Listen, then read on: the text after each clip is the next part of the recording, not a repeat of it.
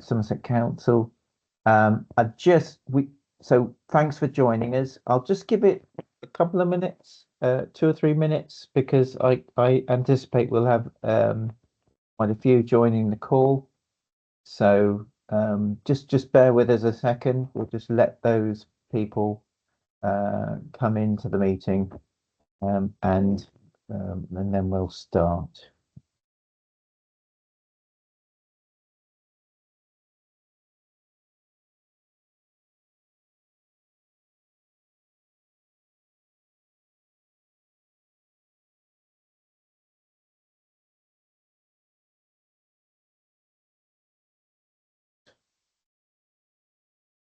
Okay, so it's 5:01. I'll just give it another minute. I can see we've had a few councillors join us. I know that a few people have indicated that they're going to join us. We do have another one of these tomorrow, same time. So if people haven't been able to make this one, they'll be able to make that one. And this is being recorded as well, so people will be able to view it in their own time. Okay, so it is now 5:02, and I think we'll crack on and we'll start this presentation. My name, as I said, my name is Andy Doyle. I'm communications lead for transport and roads infrastructure at Somerset Council. I have with me the project team, head of major projects, Andy Coupe, and the project team, Richard Brock, Richard Gorston, Richard Meads. Sorry, Greg Brock. Sorry, Greg. That's right. Easily done. There's too many Richards involved. Yeah, I'm refraining from Richard III, from saying Richard III. Right, okay, so I just give a brief introduction, everyone. Thanks for joining us this afternoon. This is the very beginning of our engagement with communities on what will be a major project to refurbish the Chelston Link Road and Junction 26.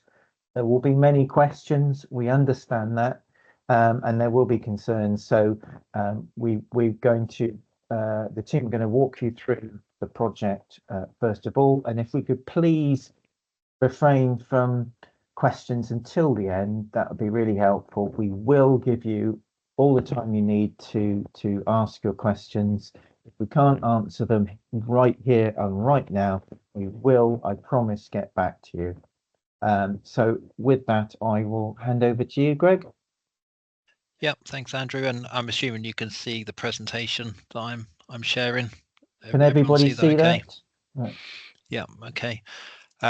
So just in terms of what we're going to cover this evening, I'll do a quick introduction and an overview of the scheme to just explain what we're doing and why we're doing it.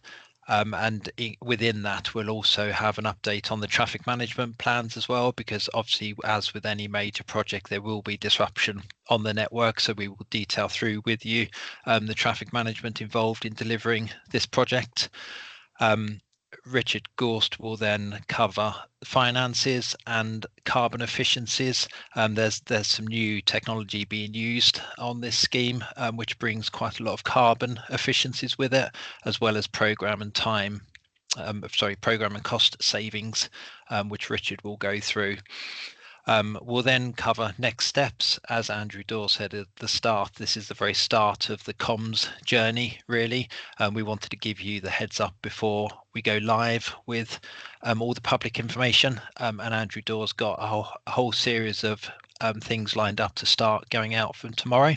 So we'll cover that in the next steps.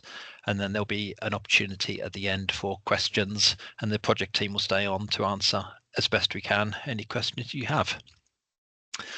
So just starting off with, why are we doing it? for those of you that know, it's obviously referred to as the concrete carriageway locally. That was originally built in the 1970s when the M5 was being constructed, so it's now over 50 years old. It's made of concrete and is rapidly deteriorating, so we don't really have a choice. We need to do something about it. It needs replacing, and ultimately doing nothing is not really an option. So we've got to do something about that concrete carriageway that is now starting to foul. So as a result of that, Somerset have been successful in securing government funding of 5.7 million, which can only be spent on delivering this project.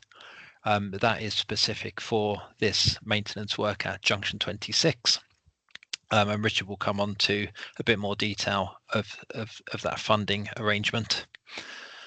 The works will utilise a modern carbon efficient construction technology called rubberization, and I will detail in a bit in the next slide what that entails. The technology that is being used will result in both time and cost savings over traditional construction methods, and it also reduces a lot of other risks associated with excavations. The downside with it, as with any major project, there will be disruption. So to an amphibious transport vehicle. Sorry, we seem. Roger, Sorry, Roger, could you just please mute your microphone, please? Yeah, sure. But I thought I had. Sorry. Thanks. Thank you. Sorry about that. So yeah, just going back to this final bullet point on this slide, as a result of delivering any major project, there will be an element of disruption. Richard Needs will come on to the traffic management in detail, but it would ultimately means we will need to close Junction 26 of the M5 from the 15th of June until late September, as well as the Chelston link that connects Junction 26 to the A38. Although access to Foxmoor Business Park will be maintained during that duration. So just a very quick overview as to what rubberization is. There's a photo of it here, and I'll show you a very quick video clip shortly. So the project involves full depth carriageway reconstruction around the Junction 26 roundabout. And the reason for that is because we're limited in headroom underneath the M5. So we can't use the rubberization technique underneath the M5, and we'll effectively have to excavate the old road and put a new road back in its place. But along the A38 Chelston link, we will use this rubberization technique where we will effectively turn the existing concrete carriageway into the foundation for the new carriageway, which is the same technology that is used at airport runways and the like. So it's an extensively used and tested method. The additional carriageway depth will increase the height of the road surface above the drainage ditches, which will then bring efficiencies to the drainage system as well. And we're aware of the issues currently with drainage in that area. So just very quickly, just to give you an overview, I'll just share this clip. So this is rubberization. So you can see here concrete carriageway, the concrete up the top end of the video, and you can see it's being rubberized here. So this will form the foundation of our new road surface effectively. So we're avoiding the need for transporting a lot of material off site and bringing a lot of new material onto site, hence the carbon reductions that it brings, as well as the programme and cost savings. So I'll just stop that there. So in terms of the TM phasing, I'll hand over to Richard to talk through the TM phasing with you. Thanks, Greg. I'm Richard Needs. I'm the principal designer for this project. Essentially, the scheme is split into 4 phases, but in reality, from 3 of the phases will continue at the same time. The only ones that are separated out are phase 1 and phase 2, which are around the roundabout at junction 26 itself. Those 2 phases are reliant on phase 1 being completed first, to allow us to provide access to national highways to the motorway network from the depot, using the area that eventually will form phase 2. So phase 1 and phase 2 involved the complete reconstruction of the existing carriageway under the motorway bridge and the circulatory area of the roundabout. And the reason for doing that is because we can't actually increase the height of the road under the bridges because of clearance. So we have to dig out the old road and rebuild it from the foundations upwards, which means we'll have an excavation of up to 800 mil deep all the way around the roundabout. The other 2 phases, phase 3 and phase 4, generally will be undertaken at the same time as phase 1 and 2. So the driver behind the programme is actually phase 1 and phase 2, the reconstruction of the roundabout. The work involved in phase 3 and 4 is the rubberisation of the existing carriageway and then overlaying it with 300 millimetres or thereabouts of new bound material, blacktop. During that phase, we will still have the whole of the link road closed, but access available to Foxmoor Business Park from the north, from the A38.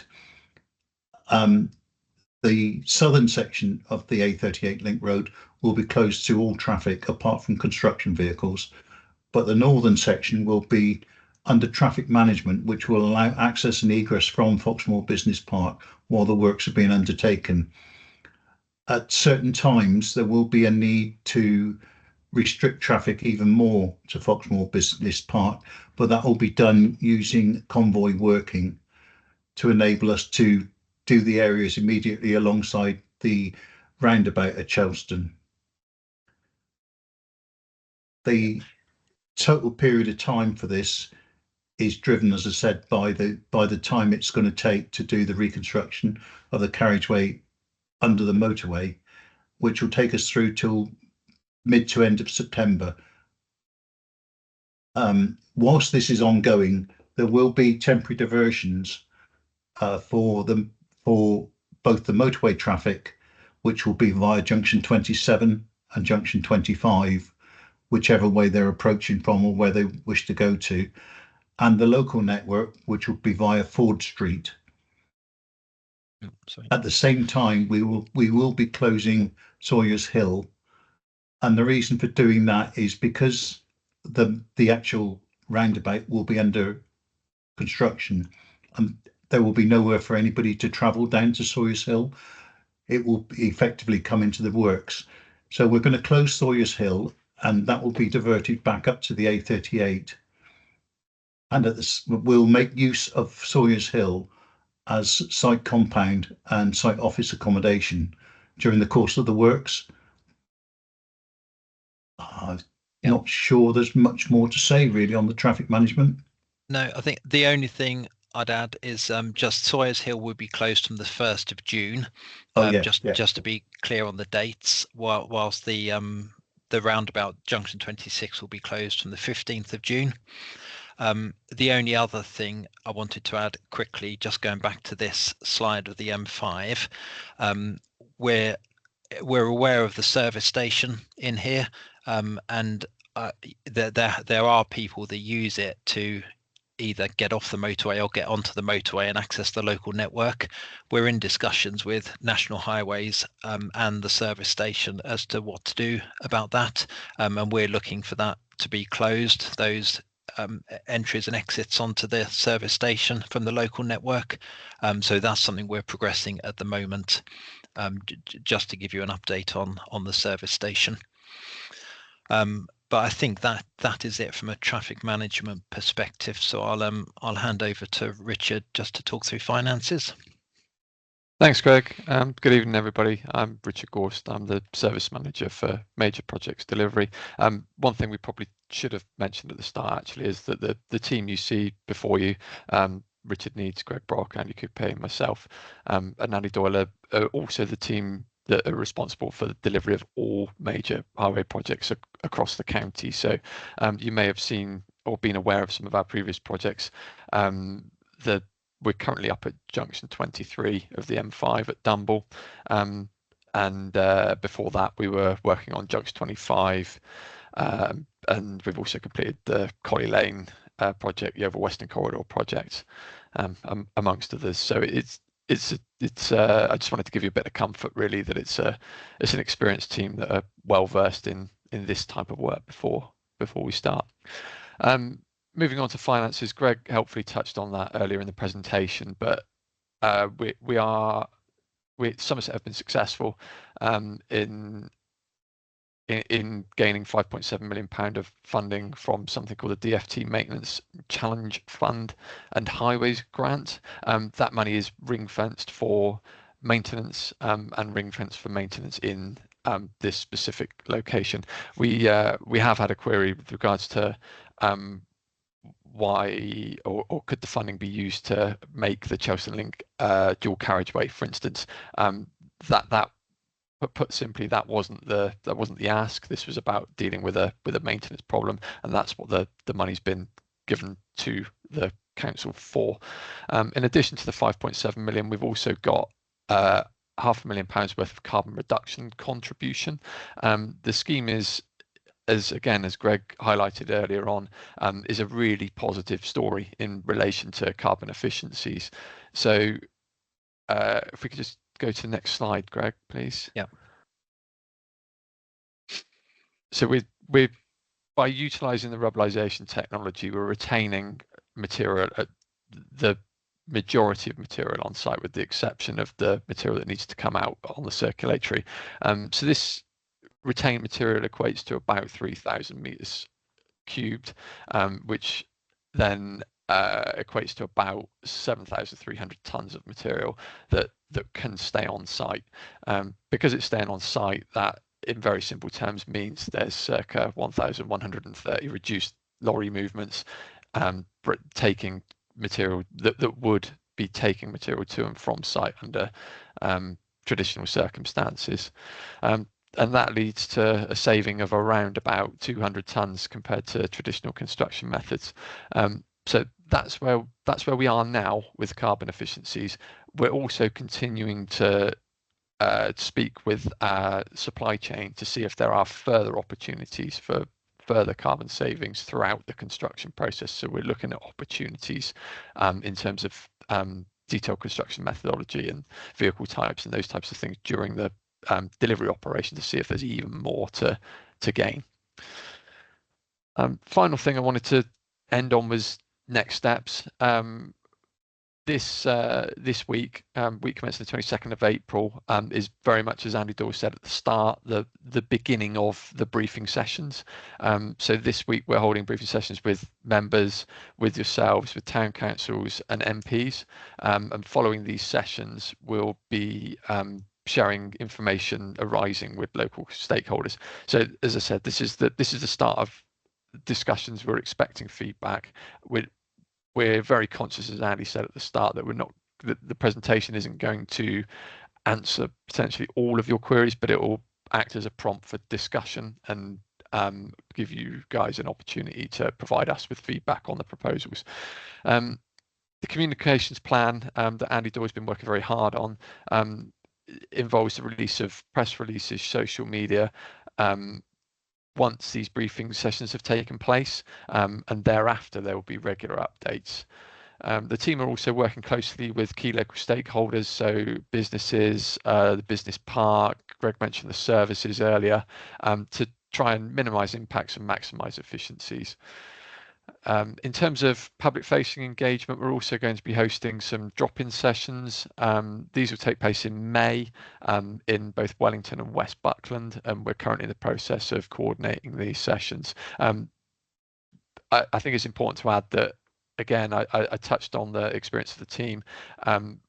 we've found these sessions to be very valuable in the past, and it's something that we run as a matter of course for all of our major projects now, offering face-to-face interaction with members of the public in those communities, somewhere where they can drop in, have a cup of tea, look at the plans and speak to the engineers. We found it to be a really helpful way of presenting the scheme, so we're planning to do that on multiple occasions for this project. Finally, we'll be setting up a dedicated web page with contact details, so that members of the public and stakeholders can make direct contact through links with the project team, and also providing frequently asked questions and project updates as well via that web page. So Andy Doyle will be in contact in due course with details of that site. With that, Andy, I'll hand back to you and invite questions. Thank you, Richard.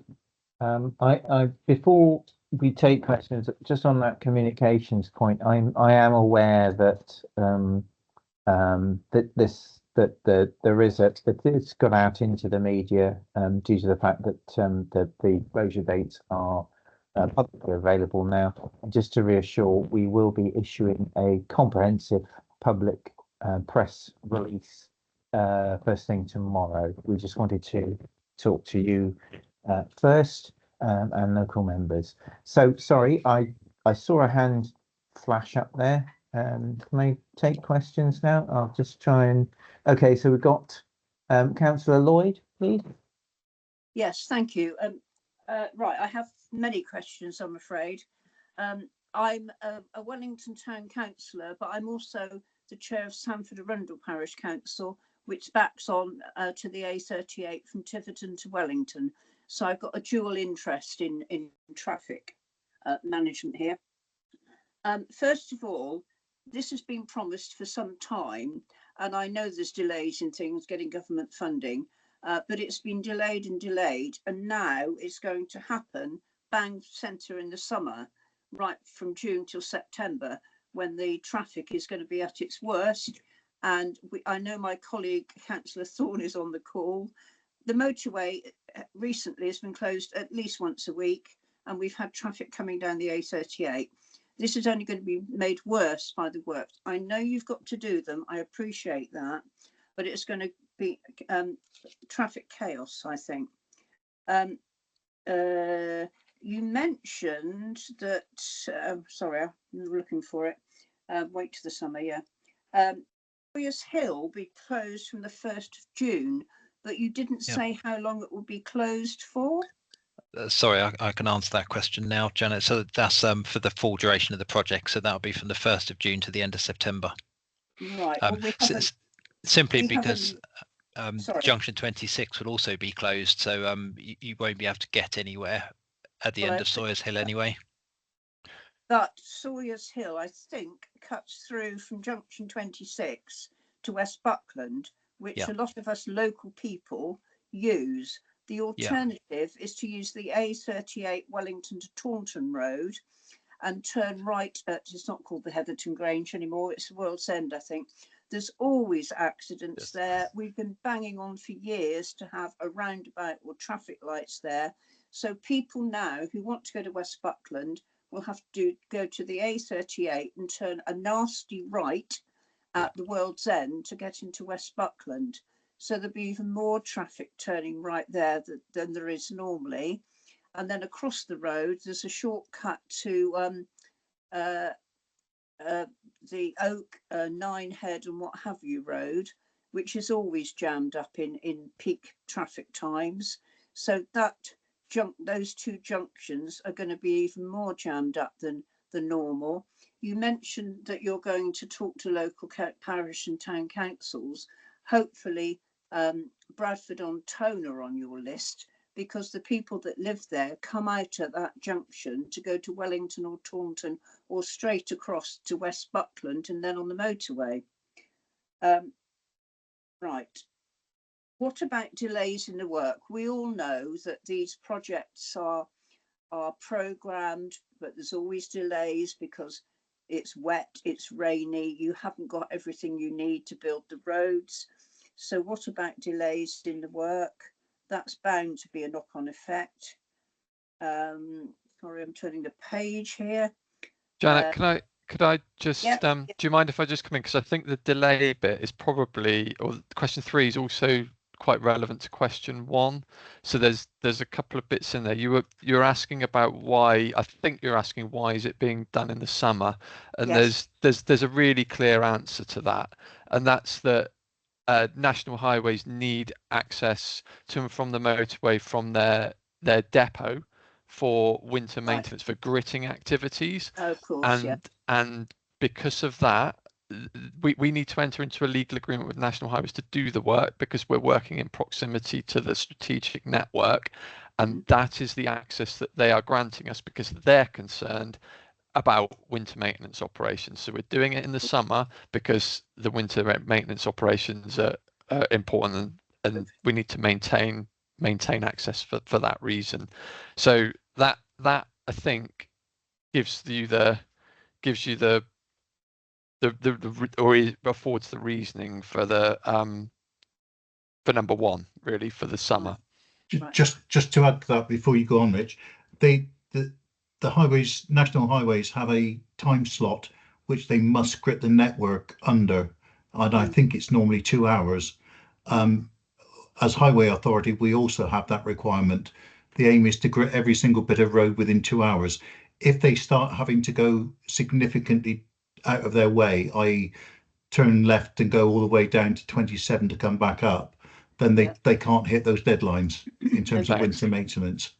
Thanks, Rich. And that I was coming on to, really, with regards to your point about delays.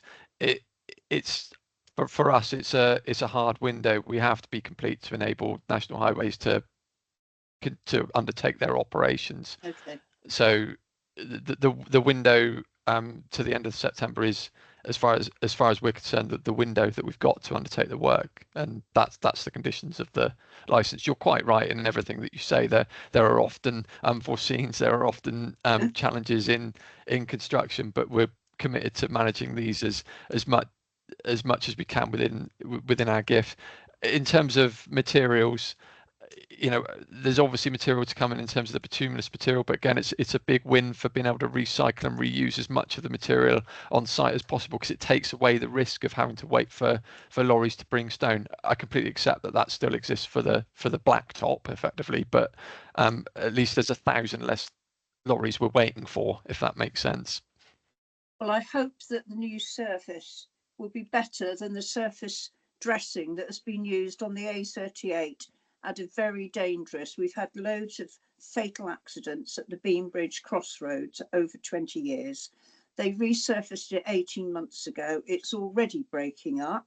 And now I assume that vehicles, heavy goods lorries that are coming from the Devon area to the 2 factories and the supermarkets and what have you that we have in Wellington will be using the A38 through my parish of Sanford Arundel. There's meant to be a 50-mile-an-hour speed limit, not enforced by the police. People go faster than that. And so what we're worried about from my Sanford Arundel perspective is that these lorries will be thundering up and down White Ball Hill on a surface that we know, and I have reported this to Highways with photos only last week, that is already breaking up. So we're just worried here in the locality that this isn't going to help this road surface that we were told was wonderful, it would last for a long time, and it won't break up, and this, that, and the other. And within 18 months, it's breaking up in several spaces. I don't expect you to answer that question, but I just want to flag up that there's going to be a lot of traffic down the A38 coming from the Tiverton 27 junction. And we are concerned about that in our local area. As I say, we've had a lot of fatal accidents. We don't want any more. I don't expect you to answer that one, but one I would like you to answer, please. You mentioned briefings for town and parish councils and drop-ins in May for Wellington population. When will those happen, please? I can come in on that point. So we've set a provisional date in West Buckland for the 14th of May. I'm working with Dave Farrow on establishing suitable venues in Wellington. Right. We would look to have one in that same week as the West Buckland one. So Right. we want to do two in Wellington. And as I say, with the 14th is West Buckland, so it would be either side of that, but probably after that, but that same week. And then the following week we would do another one in Wellington. So that's two in Wellington and one in West Buckland. Right. I would also like to invite you to Sanford Arundel Parish Council. Our next meeting, I think, off the top of my head, is the 13th of May, if that's a Tuesday, unless we come to the Wellington meeting. I mean, I don't want you to be here, there and everywhere, but it would be very important to come to Sanford Arundel and brief people there. I can't guarantee everybody would turn up because they don't always, but unless we piggybacked onto the Wellington ones, I suppose that's probably the best idea. Well, those are, yeah, I mean, those events are drop-in events. So Right. the way they will work is they will be from, depending on where it is, they will be from about 3:30 till 7 o'clock at night. Right. The project team will be there with obviously information and themselves, and we will be able to. Because some people might come along and only want to be there for 10 minutes just to, have a simple question. And some people may have many questions and want to really be there for quite a while. So we're trying to cater for everybody. So we're also trying to cater for people who are able to get there during the day. Some people might not. So we want that couple of hours after traditional sort of office hours so that people can come along in the evening. But it's very much a kind of come and go sort of thing. It's not a stand-up meeting as such, and it won't be a stand-up presentation. It will be a chance to come and sort of mill around, pick out somebody from the team and just give you the opportunity to ask questions. So and come and stay for as long as short as you want. That's the format that works best for us with these sorts of projects. So we've started off with the two in Wellington and the one in West Buckland. If there's an overwhelming feeling from yourself and colleagues that we need to do another one, then of course we would look at that. But what I'd suggest is perhaps if we set up those two in Wellington, then that one in West Buckland first off, and then see where we are from that. Yeah. Sorry, I've just seen another note I made earlier. You were talking about the traffic will come from junction 25 and junction 27. You mentioned via Ford Street. Are you mad directing traffic down Ford Street? That's the local diversion, I think, is what. So Richard referred to that as the local diversion route. That's the local diversion for people who come over the Black Downs. But through Rangway is much safer than Ford Street. The Rangway road's a couple of turnings on the right further down. I would have thought Ford Street was not a good place to direct traffic.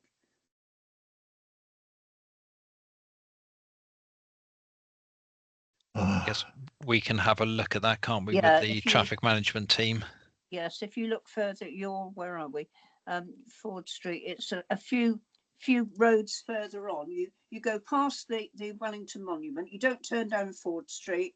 You go on and you go through Rangway, which brings you out. If you turn right on the A38 at Bagley Road, it's a much better road than Ford Street. Jack, I know the area relatively or reasonably well because I cross down onto the Black Downs regularly. The Ford Street diversion is the diversion for the lane. So we've got, for instance, you've got the chicken factory or the chicken farm along the lane that sits immediately to the south of the M5. So that will be obviously the natural diversion route to get round for those guys. Completely take your point for the wider Blagdon community, and I think at the top of Ford Street, as you go back up onto the Black Downs to the south of this map, there might even be weight restrictions or unsuitable for heavies signing up on the top of the ridge there, and as you suggest, they would sign them down. So yeah, it's a good point, and that's exactly why we're having these sessions, so we can pick things like that up. Okay, Thank you. I finished. Thank you very much, everybody. Councillor Thorne, you've been waiting patiently. Thank you. Yeah, can you hear me okay? Yes, thank Yep. you. All right, I'm not quite sure. I'm in the office. It's the first time I've done it in the office here, and I'm not sure where the microphone is and the camera, but I think it's over that way somewhere. Yes, some of my questions have been answered already because of the conversation we've just had with Janet. I was first of all going to express a bit of disappointment at the lateness of this briefing when you're putting press release out tomorrow, and as I'm not sure whether it was Andy or Greg or somebody mentioned earlier, there's already a story on the Wellington Weekly website today. I'm in the Wellington Weekly office now. As one of my colleagues picked this up. I knew nothing about it until I saw it myself. And we've been taking phone calls this afternoon about it. So it's a little bit disappointing that it's, the very 11th hour that you're now briefing councillors about this, when this has been planned for years. As Janet will know, I was formerly the county councillor for this area to the last elections, and I know that the grant money was awarded back in 2020, and this scheme's been put off 3 times, I think, so far. So a bit of disappointment there. But going on to questions, I've got about half a dozen. Do you want me to run through them all or take them one at a time? We could take them one at a time. I think that's all right. Yeah, I think so. That's do them one after another. Yeah. Yep. First one, quite simple, and possibly missed it as I wasn't concentrating properly at the beginning. I was trying to finish something else off. I got confused with this rubberisation thing. Is the new surface of the link road up to Chelston roundabout, is that what we would call tarmac? Yes, Yeah, it will be tarmac. The Yeah. rubberisation simply breaks up the stone underneath For to the enable us to foundation. lay the tarmac on top. Yeah, thank you. Where are we? Not quite sure of the priority of these questions. The issue which Janet touched on of the motorway in summer and the weekly accidents that we have, or people jumping off of bridges and all sorts of things that cause delays, congestion. How are you going to take traffic off that stretch of the motorway if something happens during this summer? You won't be able to take them off at junction 26, and if you've got traffic stuck around this roundabout somewhere, and you have to go back to junction 27. Yes, quite a logistical exercise, I would have thought. National Highways will manage the M5 network, and obviously as part of our agreement with National Highways that they will do their best of giving motorists as much notice as possible of any potential closure, so even as far back as Exeter. So if this area is closed, National Highways will try and bring traffic off on the A30 and up the A303 and then back on at junction 25 to bypass this section completely. But National Highways, as they always do, will manage that. And if there's like an incident where the police have to close both sides of the motorway, then the police will manage the traffic that is stuck in that section as they always do. Because you talk about closing the access and exit at the service station. Presumably they would reopen that or something, would they? No. That's for emergency access and authorised vehicles only. The lanes that come out of that service station are not designed for high volumes of traffic. So that shouldn't be, those accesses from the service station should not be being used apart from authorised vehicles. I'm aware of that, but I know people that do use them, as you said earlier on, as a bit of a rat run, don't they? Yeah. Okay.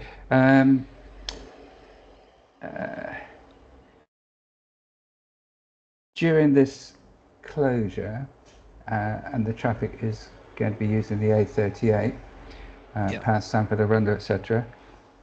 Are you aware of any planned roadworks on the A38?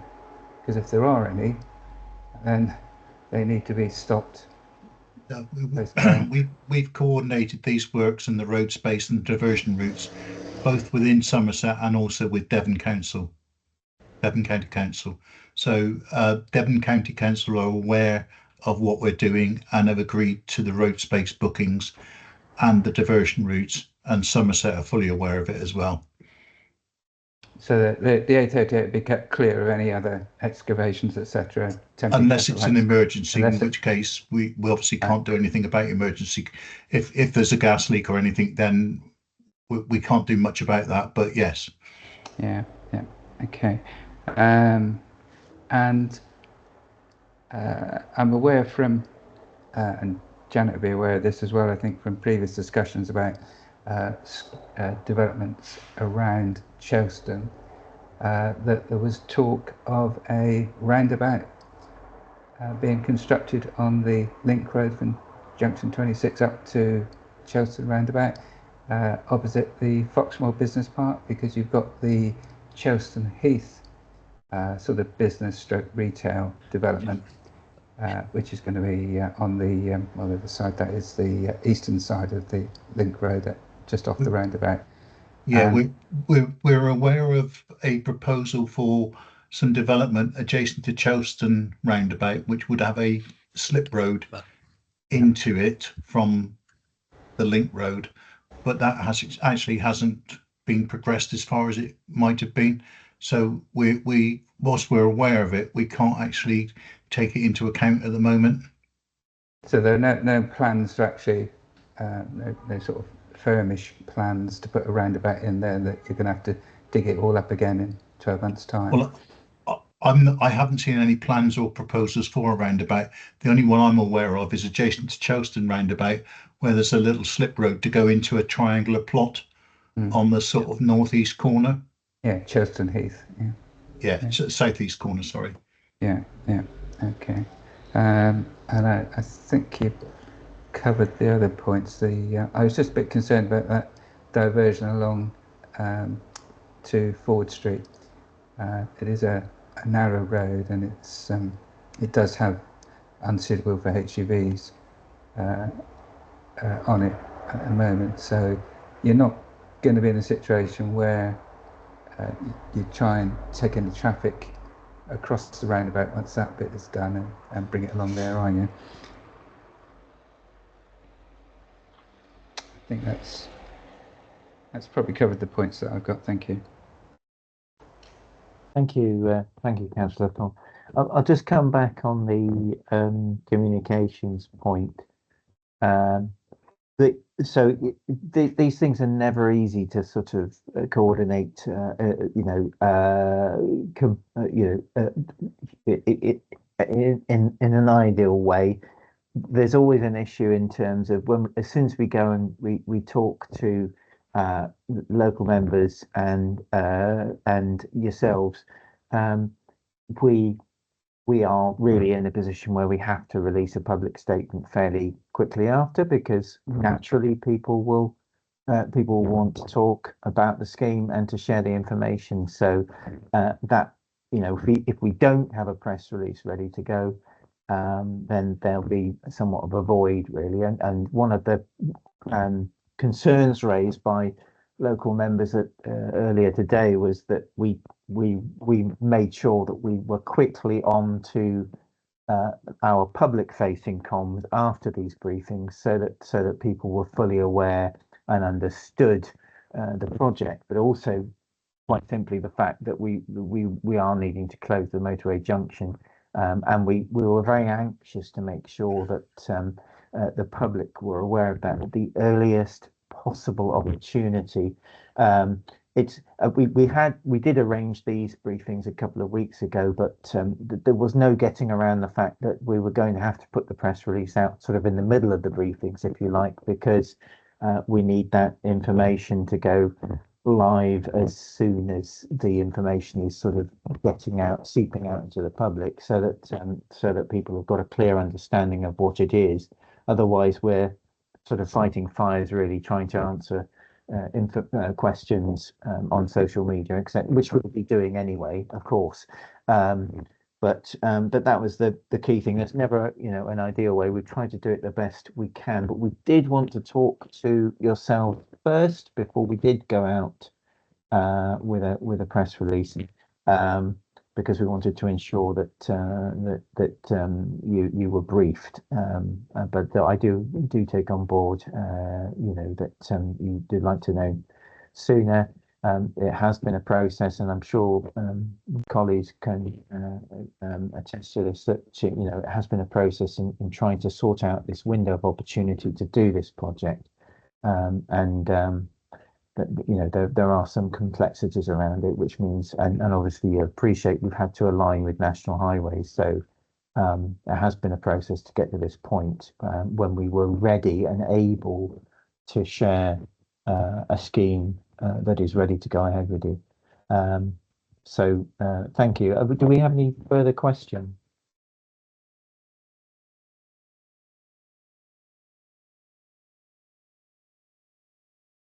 I don't have any more questions, thank you, but I just want to reiterate the Ford Street access.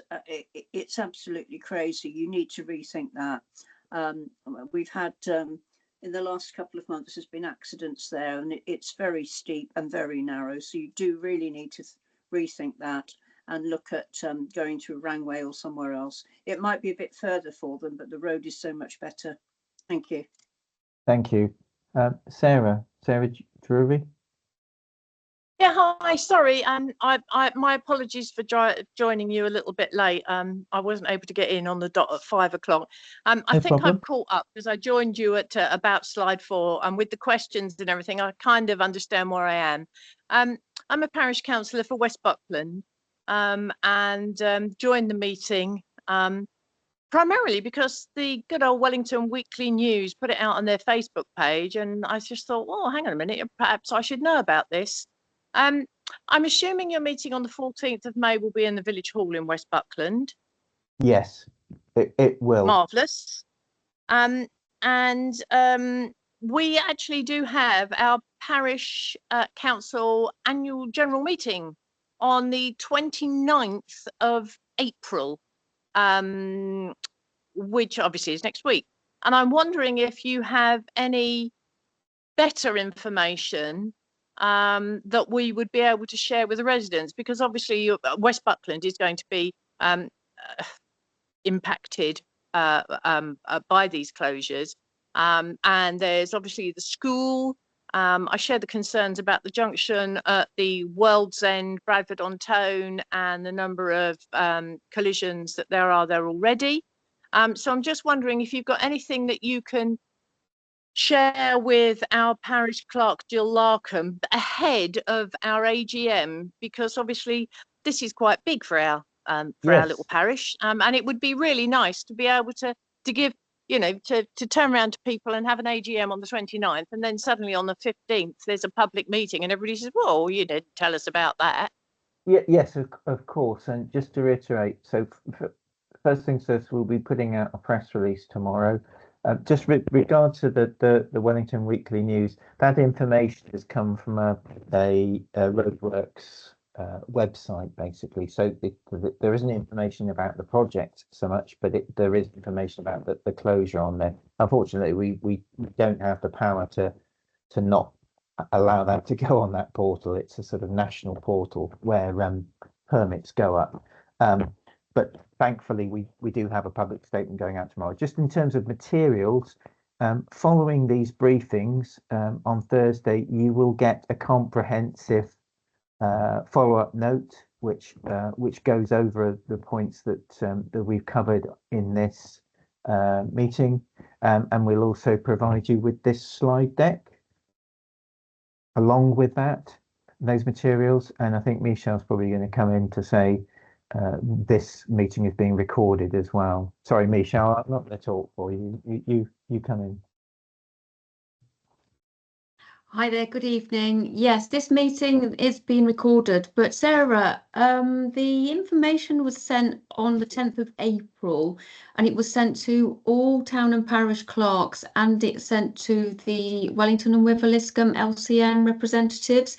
And I do believe, after speaking with Andrew, I think Andrew's had a conversation with Jill in West Buckland about this.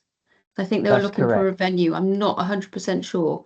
Yeah. Yes, we have a venue, Michelle, and Michelle, yeah, sorry, Michelle, I fully appreciate that. As I say, I was 10 minutes late joining. I was aware of this evening's meeting Okay. to come along, and it was the Wellington Weekly News thing that flagged it up to me. We've been very busy dealing with a travellers incursion on our playing field in the last week, so that's kind of taken priority. And Yeah, I and my understand. apologies for my apologies for taking my eye off the ball. But I think it's the finer detail. Now the Wellington Weekly News are asking everybody and anyone to email Lola about their concerns and impact on business. I think you really need to get out a huge amount more detail as quick as you can, because good old social media, Facebook is going to run fast with this, and it's going to really set people worrying. yes, no, I do hear you, and we will be we have a web page dedicated to it. We'll have the press release going out. We'll have regular social media, and what we will be doing is putting together a frequently asked questions sheet as well, and that will develop and grow based on people's questions, obviously, as we move through the project. Richard. Thanks, Andy. I just wanted to come back because once more on that Ford Street point, because it's come up several times. I think there might be a little bit of a misunderstanding with regards to what we mean by diversion route. So just to be clear, there's absolutely no intention whatsoever to sign or instruct traffic to use Ford Street to the south, i.e. up and over the Black Downs. The Ford Street diversion is simply an alternative way around for the traffic that's effectively on, I think is it Gerbston Lane, the road that's in green that runs parallel to the Gerbston Lane. Gerbston Lane, yeah, that runs parallel to the M5 on the plan that Greg's already actually got on the screen. I think the concern is that, I don't know, Greg, if you can see where so go to the southwest from there. Yeah, and the I can't. junction. This isn't Oh, an you can't, interactive map, okay. unfortunately. This is a screenshot on a PowerPoint presentation. Yeah, apologies. But yeah, the intention is not to be signing or diverting anyone up or down the Black Downs in simple terms.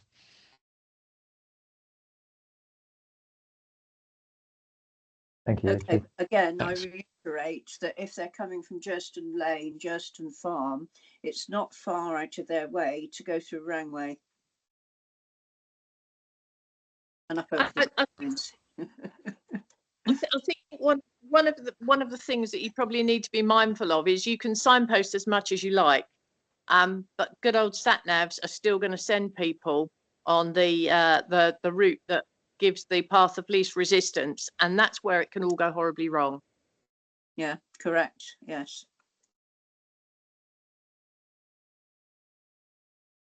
Thank you.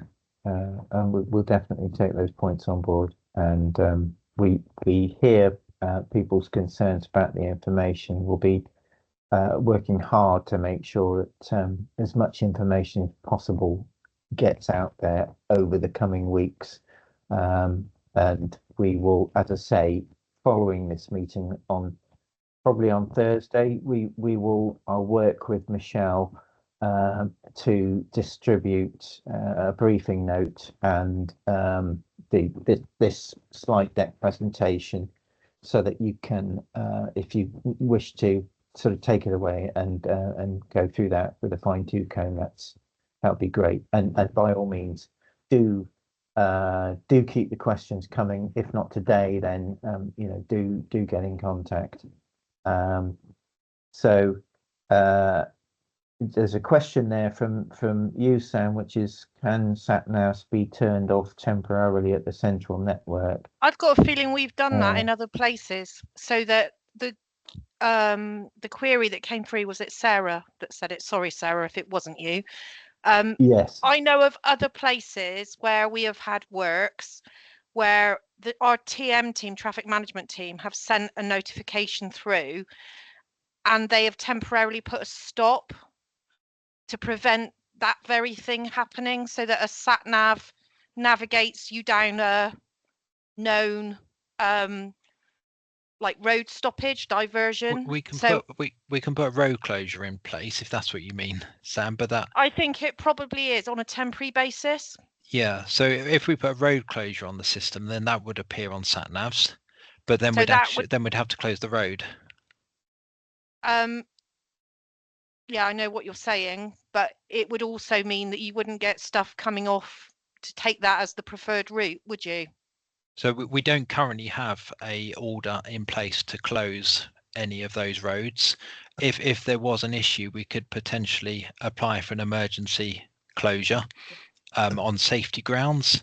I think the easiest thing and probably the most appropriate thing is to look at some signage along the, how can I put it, the crest of the Black Downs, advising on the shortcuts that head down towards Ford Street that junction 26 is closed, and suggesting that they carry on further over to the Rangway junction. Does that make sense? Makes sense to me, Richard, and that's where I was thinking as well. So we're all on the same You know, page. for the sake of a few signs along the top there, it'll be fairly straightforward. We've tried to warn people not to go that way before they get down to junction 26, and therefore they should carry straight on and use the better road, I would suggest. Yeah, I just had another thought while Sam and, sorry, the lady from West Rutland were talking. The junction for Ford Street from the A38 outside Wellington is bang slap in the middle of a 30-mile limit. Opposite the Ford Street lane road, you've got Parsthorne coming out of Wellington. And because there's been some smashes and bangs along there, there's a 30-mile limit. Already, if you're coming out of Wellington, you've got to do like a bit of a zigzag to get to Ford Street. So if you've got all this traffic coming along the A38 in both directions, anybody trying to get into Ford Street will have a little bit of a problem, let alone we didn't want HGVs and things going up that hill. Yeah. So I think you need to look at the 30-mile-an-hour limit on the A38 at Parsthorne Junction and Ford Street Junction, again, because that is a very dangerous junction now without all the extra traffic. Thank you.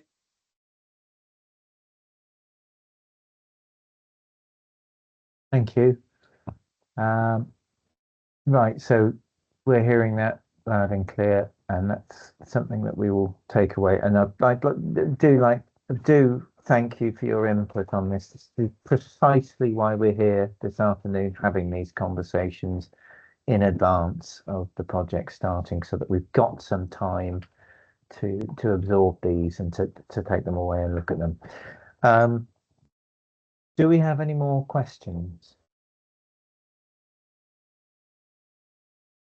No, thank you for your time. Thank you. And just a reminder that we've got another one of these same time tomorrow. So if anyone has fallen through the cracks, or if you wanted to attend again, or if you wanted to forward that on to anyone, then that's absolutely fine. Please do. And as I say, just to reiterate, we'll be sending you a briefing note and the slide deck as soon as we can. Realistically, that's probably going to be around Thursday. Appreciate that you want to talk to people and to colleagues, and I fully understand that.